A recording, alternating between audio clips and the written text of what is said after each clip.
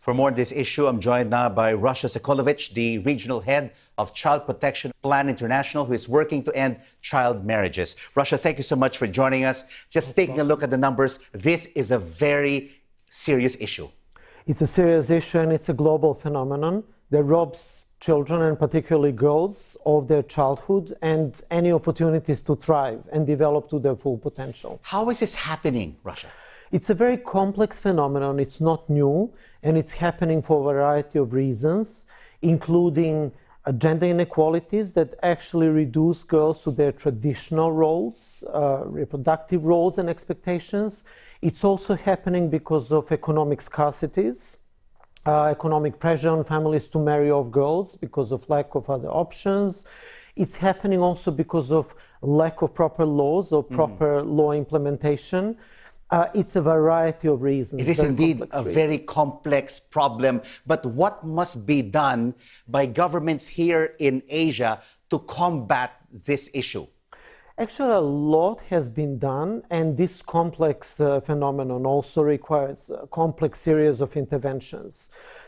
Governments are aligning their laws, but laws are just in legal frameworks. But laws, as we know, are just starting points to actually combat any negative trends.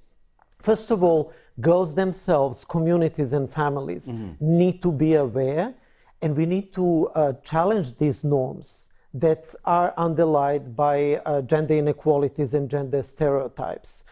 Of course, economic safety measures targeting these vulnerable families should also be prioritized. But more than anything, more opportunities for girls empowerment. In which particular Asian countries, Russia, is this problem most common? Sadly, our region, Asian and Pacific, tops off some of the global lists of child early and forced marriage prevalence. And it really varies from Bangladesh, where there is the highest prevalence of girls that are married off early, to Vietnam, where the numbers are lowest. But actually, numbers can be tricky as well, because it's also about severity of these incidents. And most of these girls cross over to mainland China. How does this happen? Actually, it happens in different parts of the region, and it happens from a variety of reasons, as I mentioned. It happens because borders are not properly controlled or borders are porous. It happens because girls and families trust people who actually earn their trust and promise them opportunities and prospects of better life. And it also happens in those remote areas, even though it happens in urban places as well, because it's easier to kidnap and smuggle girls across the borders.